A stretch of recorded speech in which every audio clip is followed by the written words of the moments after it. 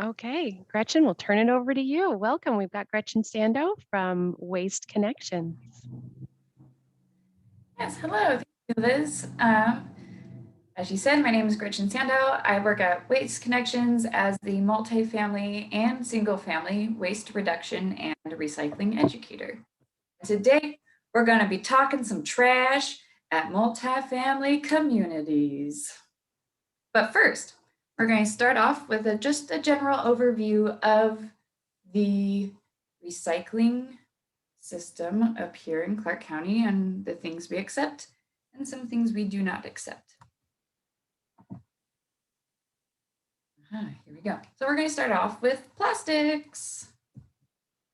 So here in Clark County, we do not sort our plastics or accept plastics based off of their numbers.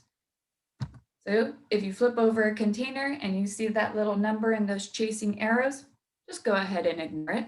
All that number indicates is the type of plastic that item is made out of. And that resin code is only for the plastic recyclers for them to know what kind of plastic they're dealing with.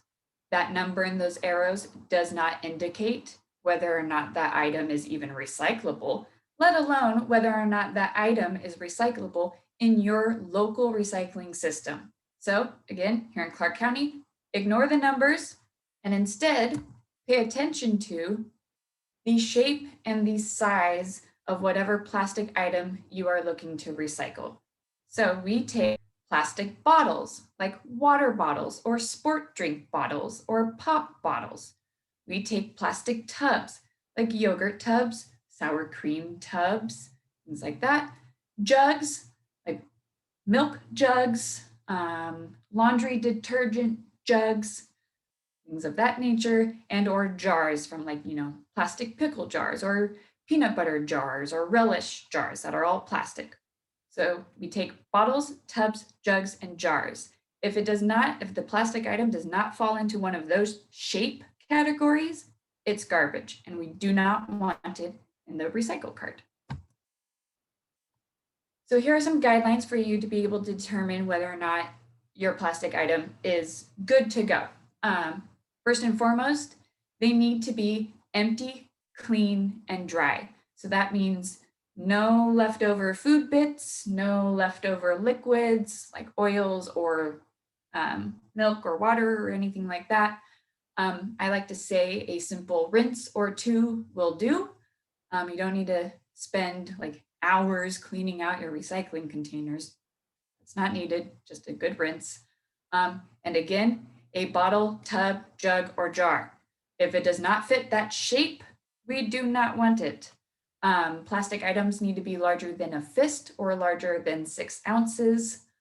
They need to have some level of rigidity to them because our recycled trucks compact their loads.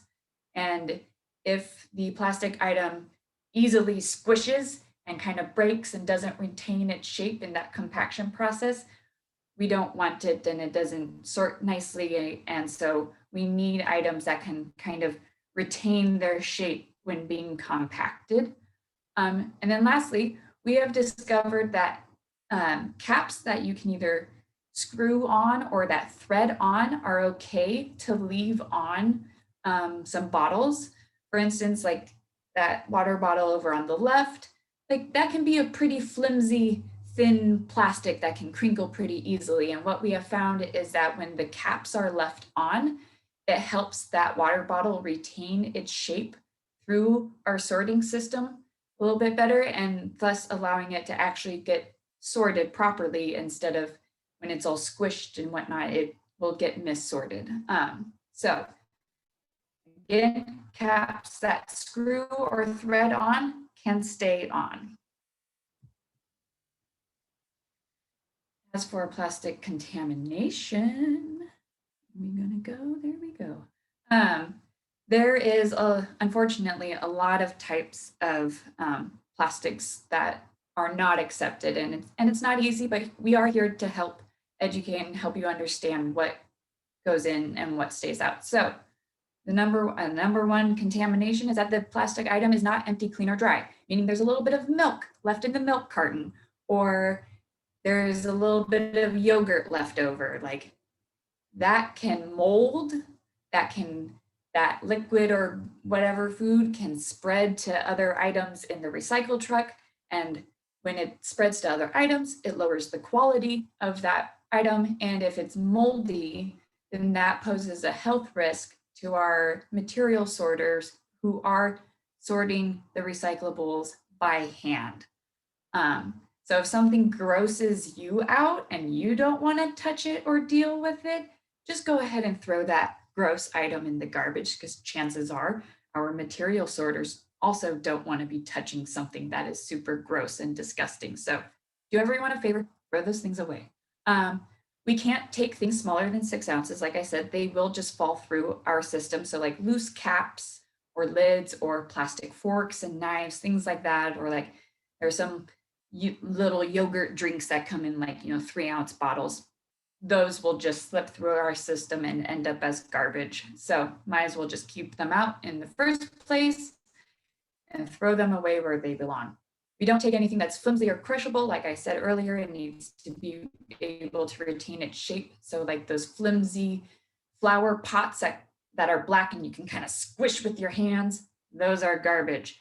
And that same kind of flimsiness also applies to the clear plastic salad tubs and or anything that can kind of squish really easily and they crush and they don't retain their shape and they're no good. So you can throw them in the garbage. And then anything that can tangle. So think of plastic baling straps, plastic bags, the plastic overwrap, that thin plastic that comes off of like water bottles or your toilet paper or paper towels, that thin plastic will wrap around our screens. Anything that can wrap around will wrap around, and I will show you some photos of what that looks like later. So again, no loose lids and no flat lids. So if like, the lids from yogurt or sour cream containers that pop or click on, because of their flat 2D nature, they will get missorted with paper and with cardboard. And then that causes problems for our paper recycler upstream. And so, you can imagine if you're a paper recycler and you get a bale of what you think is paper and there's a bunch of thin, flat plastics mixed in there, that's now a problem for you. And that makes you less likely to want to buy our paper from us, thus causing problems all over the place. So if it's flat and it's plastic, it goes in the garbage. So like that can clip up in the upper right-hand corner, it's black. Those are too flat, they're garbage. And so again, this all ties into they're the wrong shape. So those flat lids, the flat can clips are not a bottle, tub, or jug. The deli trays that have a plastic top and a plastic bottom are not a bottle, tub, or jug. Thus, they're garbage. Anything that has a hinge, so like your styrofoam to-go containers, or your clamshells from your berries, or your clamshells from the bakery that has a hinge, that's garbage. That's the wrong shape. We don't want that. Block foam, wrong shape, not a bottle, tub, or jug. It's garbage. Plastic cups, again, are you sensing a theme here? They're not a bottle, tub, or jug, so we don't want it. Put those items in the garbage where they belong. All right, moving on to papier. We take things like, newspaper, magazines, paperboard, like your, pasta boxes and cereal boxes and things like that. We also take cartons, so your nut milks, your soups or broths, sometimes fruit juices can come in cartons. All of those are good. So the guidelines for paper, again, empty, clean, and dry. That will be a theme throughout all of the recycling. So keep that in mind. And so it needs to be larger than a postcard, or else it will just fall through and not get sorted. Glossy magazines are good to go. The little envelopes, the windows in envelopes are okay, or the little plastic bits on like tissue boxes, those are all fine. We do ask that, cardboard boxes or paperboard boxes, any type of box does get broken down and made flat. Not only does that save space in carts or containers, but it also helps with our sorting process. So again, here are some paper guidelines. And then now on to types of paper contamination that we see. So again, things that are not empty, clean, and dry, so like napkins, paper towels, paper plates, those are just garbage items anyways. They wouldn't be able to be recycled if they were even in the recycle cart to begin with. So they're at the end of their life. So paper towels, napkins, paper plates, those kind of paper items are not recyclable anyways. They're garbage. Plus they could be contaminated with bodily fluids and or food gunk. And so they're just garbage. Things smaller than a postcard, so like Post-it notes or business cards and or shredded paper, we no longer take in the recycle cart. And I know that we used to accept shredded paper, but we no longer do. We found that it just turns into a not so fun confetti litter as it goes out the back of the trucks or it's all over our property because it catches in the wind and it just goes. And so shredded paper can be recycled, just not in the blue carts. We don't want anything that has leftover food gunk in it. So like pizza boxes are usually just a hard no. You can rip off the top if it's clean and there's no oil and stuff on it. But other than that, just know that pizza boxes are to go in the garbage. We also don't take any paper that has been designed to go in a refrigerator or a freezer. And that is because that kind of paper has been treated with a chemical called wet strength. And what that does is it allows that paper box to retain its structural integrity as a box in a moist environment. Because I don't know if you've ever stuck a paper plate in a refrigerator, but after a couple of days, it kind of gets all wilty and sad and it doesn't really hold things well. And that's because the moisture goes in and it degrades the quality. Whereas, things like butter boxes or ice cream tubs or your LaCroix boxes or your beer carriers, all of that paper has been treated. And what happens is when it goes to the paper recycler, that kind of paper doesn't play nicely with the other kinds of paper. And so what it does is it pulps at a different rate, and our paper recycler really doesn't like handling it, and they can't really handle it in the volume and the sheer amounts of it that like could be coming in, because this type of paper is so prolific for items that we buy in the grocery store. They are just like, hold up, we can't do that in the quantities that we're getting in it, so please just keep it out. So if it is designed to go in the fridge, the refrigerator, or the freezer and it's paper, it's garbage. Same thing goes with anything that looks like it's multiple materials smashed into one. So you see that coffee sleeve right there, that clearly looks like there's plastic, then there's metal, and then there's paper. And that's because there is plastic, metal, and paper, very thin layers that are all squished and embedded into each other. And there's no way to be able to separate the plastic from the metal, from the paper, to be able to recycle just the paper, recycle just the metal. That's not possible. So anything, again, that is squished together is garbage. I would like to clarify something really quick, that the only type of paper item that goes in your refrigerator that we accept are cartons. So again, the alternative milks, the broths, the soups, the things that are kind of in those rectangular square items, those are okay. But any other kind of paper for your refrigerator or freezer are garbage. Moving on to metal. This category is fairly easy and straightforward. We take things like aluminum, steel, and tin. Again, if you have noticed, they need to be empty, clean, and dry.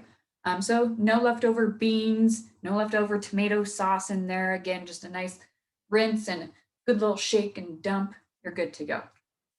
Metal needs to be larger than a fist. So if you have any like aluminum trays that are clean or aluminum foil that is clean, feel free to ball it up larger than your fist and throw it in your recycle cart. If you have your can openers that kind of leave the lid attached, we ask that you push that lid down inside, as you can see in the can in the bottom left-hand corner. And that's because when those lids are flipped up, that edge is rather sharp and the material moves across the belt. And if that can with that flipped open lid is moving across the belt and one of our material sorters reaches across to grab something, that sharp edge could cut them. And then that's a safety risk for them. So again, flip that lid inside, you're good to go. And if you can see here with the aerosol cans, they don't have their plastic lids. We ask that you throw the plastic lids from aerosol cans in the garbage. And then if you have a bunch of little small metal bits, so like your beer bottles or like the tabs from pop cans or like metal lids from pickle jars, you can recycle all of those, but within a larger can. So you see the Annie soup can down in the bottom right. There are a bunch of little small metal bits in there, but what you do is you put them in and you kind of crimp or close the top, flip it over, and if you do a shake test and nothing falls out, then you can throw that whole can with all the little bits inside in your recycle cart, and then that guarantees that all those little metal bits get recycled.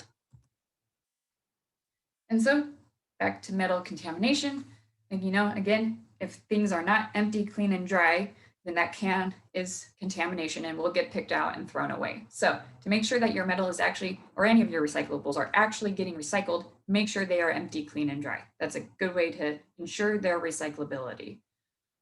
Again, so for things smaller than a fist, we don't want, but again, the larger metal can, putting them in there, crimping the top, that's a great way to be able to recycle those smaller metal items. Again, with the tanglers, so for metal, think of Christmas lights, tire chains, cords. Those things will wrap around our screens and cause problems. We don't want any scrap metal or automotive parts in the recycle cart, and that is because they're too big and they're bulky and they're heavy and they're dangerous. They cause damage to our trucks. They cause damage to our recycling, like our sorting machinery, and they can be a safety risk to our drivers. I was once at our sorting facility when a printer came through the cardboard sorting screens, and then you could hear it bouncing back and forth off of the metal walls and then came rocketing out. And luckily our sorter who was there caught it as it came out and was able to dispose of the printer properly. But if he hadn't been there, that could have been really dangerous to somebody else. So please keep any big metal things out. And then quickly for glass, because glass is an item that we can recycle and collect from multifamily. We only take glass bottles and jars that have previously held a food or a liquid item that humans can consume. So think of cooking oils or beverages, things like that. These also need to be empty, clean, and dry. We don't want any lids on them or corks in them, so keep those off. Light bulbs are not a food or a beverage grade glass, and also sometimes light bulbs contain mercury in them, and so it's really important to know what kind of light bulb you are disposing of, because incandescents like the one shown can go just in the garbage, but anything containing mercury needs to be handled specially.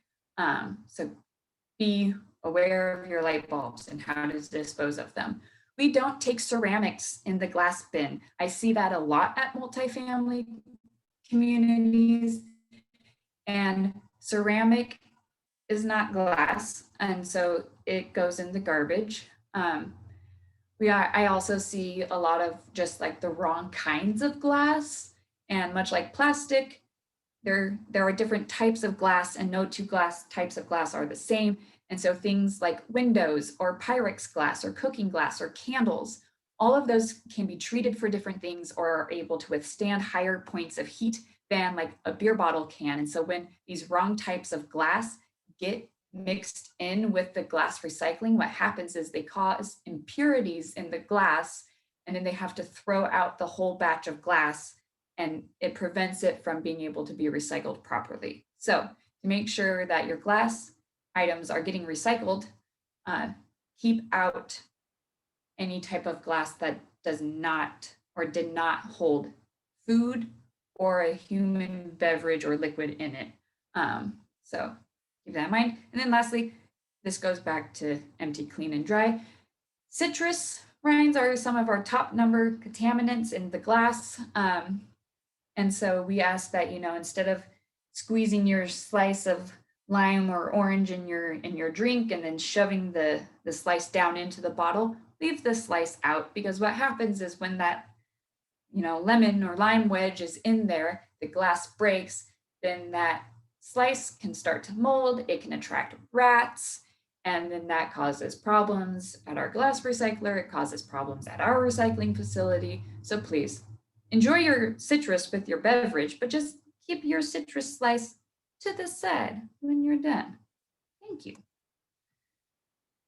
All right, so that is our, recycling stream in a nutshell. And now we're going to shift into specifically recycling services or waste services at multifamily communities. So within your price that you pay for your recycling, you can have any level of service that you want. And so we have mixed recycle carts, as you can see on the left, that are blue. These are standard. You can see them just about anywhere. You can have any number of them that you want. Then we have glass recycled carts. These are often a teal color and or like a dark forest green. So again, that is where the glass goes. You can have, and those are carts and they're plastic. So if you ever hear me or like are communicating with me and I'm talking about carts, these are what I am referring to. If you hear me referring to cages or containers, those are going to be things made out of steel. So as you can see, we have cardboard cages, or what we just call as cages, and they can come in 4 yards or 5 yards, as you can see. Ideally, they are used only for cardboard, hence why they have that very thin slot at the top. Trying to encourage people to break down their boxes and fit them in there. But these cages can also be used for mixed recycling. And then you could also get a mixed recycle container, as you can see down on the bottom. That is a 4-yard container. That's our most common size container used for recycling at multifamily. So all of these types of containers or carts are available to you. You can have as many as you want on your property for whatever best fits the needs of your residents. And you can adjust at any time. There is no cost for swapping or adjusting your service. So keep that in mind. And so now you know a little bit of our lingo to be able to accurately request what kind of container or cart you would like. We have some 4 C's of best practices. So we'll start off with convenience. You should have garbage and recycling and have it be accessible to all residents. We say that these areas, like your enclosures, should be about 150 feet from each building. Ideally, you will have ADA accessibility ramps, doors will be wide enough, will be well lit, hopefully maybe a cover, because hello, we live in the Pacific Northwest, and what does it do here? Rain.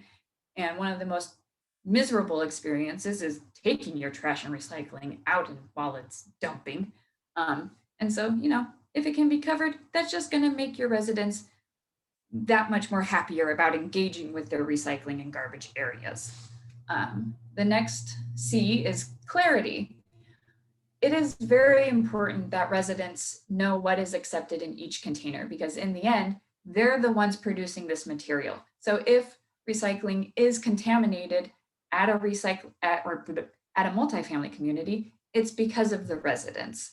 And so they need to be able to know how to do it correctly. And we have a whole suite of free education materials that we offer multifamily communities, and they're available in different languages, and we'll go over those resources a little bit later. But it's also very important to discuss waste and recycling expectations with your tenants upon move-in, and again at move-out, and also just continuously. Always remind them of what you expect from them as a property manager and hold them to their standards. Like, just because they share their bins with, 40 or 50 other households, doesn't mean that like, that one bin is just theirs. Like they need to be able to share and have these discussions with them constantly. And so in the actual recycling areas, signage helps. Putting on new stickers on the carts can also help. And so if you notice that your signs or your stickers are faded or peeling, let me know. I will come out there and I will put up new signs and I'll put up new stickers, hopefully to just provide as much information as possible to the residents if they so choose to engage with that information. It's there. All right, co-location is the next C, and that means that you have your garbage, your mixed recycling, and your glass recycling all together in one area. I've been starting to see a lot of complexes do a thing where they have just recycling areas and then their garbage is either off somewhere else or it's in a corner or it's just a compactor. And what we have been noticing is that the contamination in the recycling at those complexes is often higher than those complexes that also provide garbage next to their recycle carts. Because if you think about it, if you're taking out your trash and your recycling, and here's your recycling area, but the trash is all the way in the corner of your complex, you may not want to drive all the way down there. And so, well, here's a cart, it gets picked up anyways, I'm just going to throw my bag in there. And so therefore, now that recycling is contaminated. And so it's best to just make sure you give all your residents all the options that they need in one location. And to help with, identifying and being able to know that, okay, this container is for garbage, this container is for glass, and this container is for mixed recycling. We've color coordinated them now. So blue is recycling, green or teal is glass, and gray is garbage. So that can help you pass that along to maybe visual people in your communities or whatnot. So green, glass, blue, recycle, gray, garbage. All right. The last C is capacity. And this one is huge because we are, especially over this last year, more people working from home and whatnot, we are seeing that capacity levels really do matter at multifamily, and it is critical to make sure that you are providing enough of whichever service it should be, garbage or recycling, to make sure that you are providing enough for how much your residents are producing.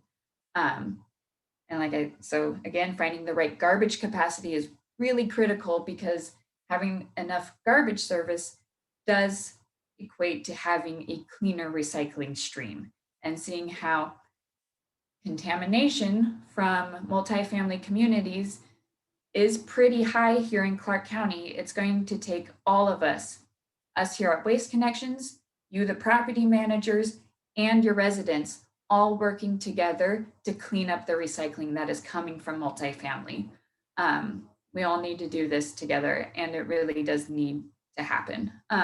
So all of these 4 C's of these best practices are ways to help reduce contamination in your community. And like I was saying earlier, with the carts and the containers, you can have any level of service for recycling that you would like. You can have any level of service for garbage as well. So if you're curious about whether or not your capacity is working for you in your community, let me know. I can come out and give that assessment and we can make corrections and go from there. And now we're going to go into garbage and recycling expectations of your residents because these things matter. So as you can see, then a big expectation is that all garbage must be bagged in plastic and tied shut. Because as you can see here, this loose garbage from untied bags is a health safety to our drivers, and it's an eyesore for your property. And it's an extra job that your maintenance people have to do or somebody has to do. And so, making sure that it is communicated to your tenants at the beginning when they first move in that garbage must be bagged in plastic and be tied shut. And then if you see things like this happening at your community, sending out a reminder being like, hey, y'all, there is a mess from loose garbage. It needs to be bagged in plastic and tied shut, please. Like, keep that a continuous reminder, because also loose garbage, eyesore. It can lead to rats. It's unhealthy. It's just best and it's sanitary. Keep it all bagged in once. Another expectation is that there are no plastic bags in recycling. We do not accept plastic or recyclables bagged in plastic at all. I know that there are some bags out there that market themselves as recycling bags, but that is false as advertisement. Those bags are not recyclable. They're not accepted in our recycling stream. And the reason why we don't want bags or tanglers, as I've been saying, is because this is what happens when those materials wind their way up at our sorting facility. This is what our screens can look like after running a few loads of recycling.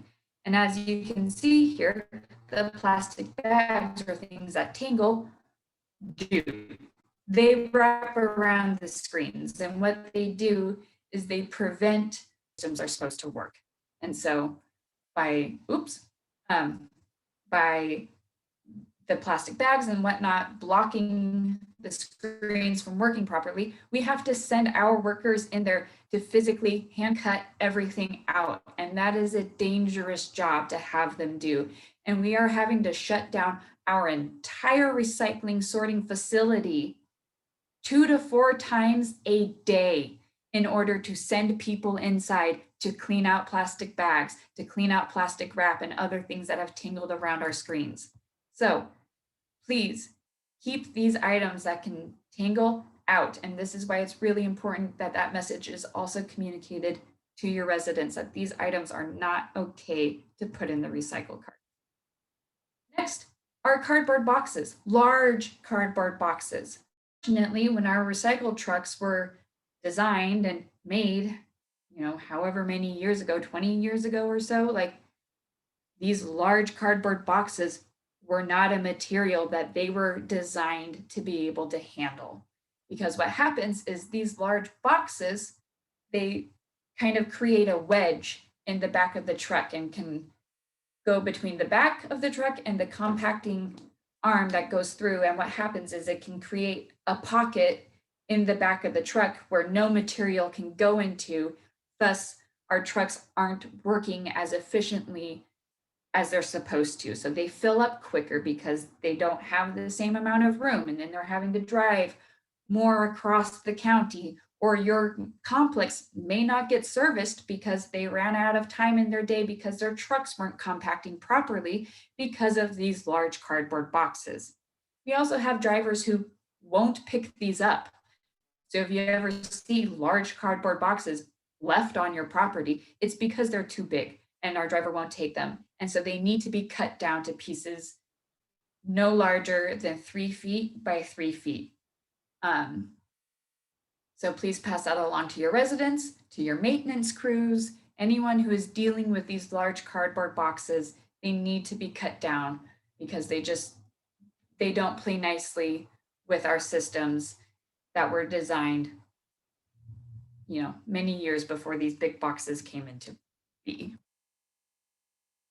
And lastly, it's really good to make sure that your residents know how to use the containers or carts properly, meaning that, the boxes don't go on top of the cardboard cage. As you can see, they are designed to go inside, and our drivers won't service containers that have material on top of the carts. So as you can see here, or on top of the containers, like the boxes and all this stuff on top of the blue recycle carts there on the right, like our driver won't service that because that's not accepted and that's not okay. And so, make sure your residents know that like the container or the boxes and things like that are not to go on top of the containers. They are to go inside the containers. And then also making sure that they know what items are allowed in the garbage and what items need to be kept out. So as you can see here, down on the bottom left, there's a couch in the dumpster, and that's not where that couch belongs, because as you can see, that is now taking up a quarter of that small container, and thus that's going to cause overflow of garbage bags elsewhere because someone put in a piece of furniture that doesn't belong. And then over on the right, even though that TV is not in the garbage, it's next to the garbage, and certain electronics are illegal to throw away. And so, letting your residents know that setting their TVs or whatnot out next to a garbage container is not allowed, because those things are illegal if they wind up in the garbage. And so that way, come on, PowerPoint.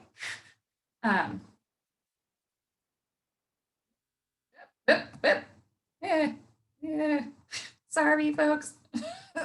No. So here is a list of the bulky items and the electronics that do not go in the garbage, but that we at Waste Connections can pick up to prevent them from going in the garbage. So things like couches, chairs, tables, mattresses, box springs, bulky items, we can pick up. They all have fees or prices associated with them. So if you are curious about how much it costs to pick up a couch or some mattresses, feel free to email me and I can send you that list of prices, no problem. And then things like TVs, computers, laptops, and monitors, those items are all, like I said before, illegal to throw away in the garbage. So make sure that those are kept out.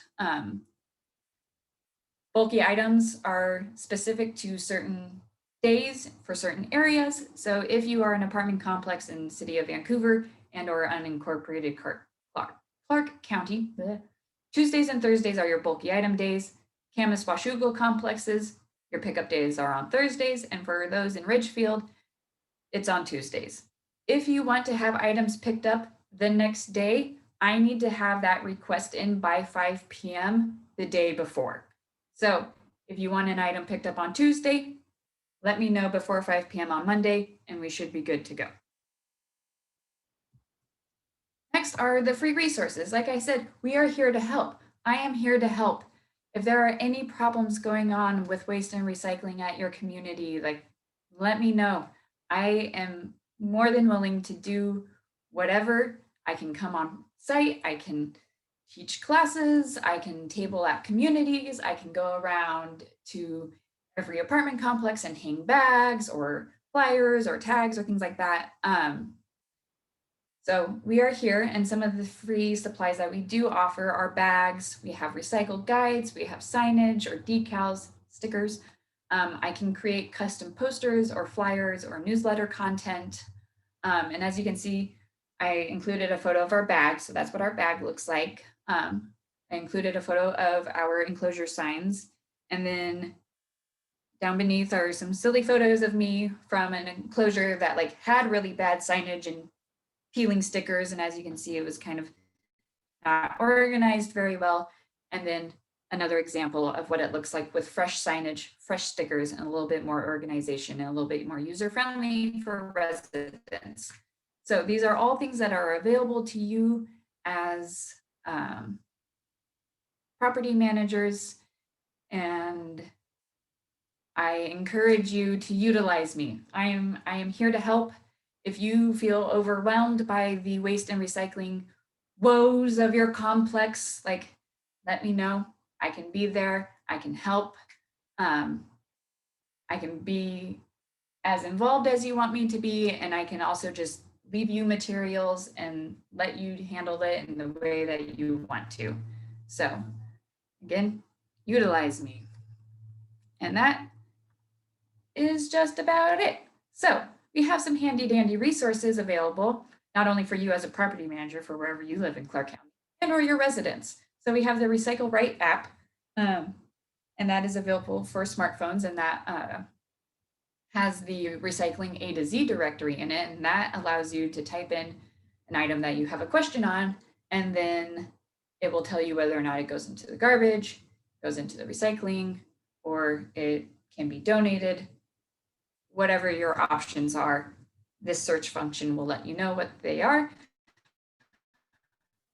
And then other than that, we have a recycle help at Waste Connections email, and that goes to me and my whole team of 6 other really awesome women. And we are here to help answer any recycling or waste questions you have. It's always helpful that if you are questioning a certain item, take a photo of it and send it to us so that way we can see what you have a question on. And then I also included my email and my desk phone. If you are looking to get a hold of me specifically, there you go. I'm around. Let me know. And thank you for letting me talk some trash at you today. And yeah, as we say in the recycle world, recycle on. Thank you so much, Gretchen, for all of that fantastic information presented so enthusiastically. Um, Wanted to just do an introduction of Gretchen that will fit now to share with everyone to know who we just heard from. So Gretchen has always been what we're calling a quote unquote trashy lady. She was born and raised here in Oregon, so recycling has always been a part of her life. She made her trashy status official in 2013 when she started working in waste and recycling, and she has been in the trash ever since. She's been with Waste Connections for just over 2 years, working with multifamily communities, as you could tell, throughout Clark County. And when she is not knee-deep in recycling and trash, she can be found exploring our amazing Pacific Northwest wonderland or playing in the dirt in her own garden. And before we let you go today, Erica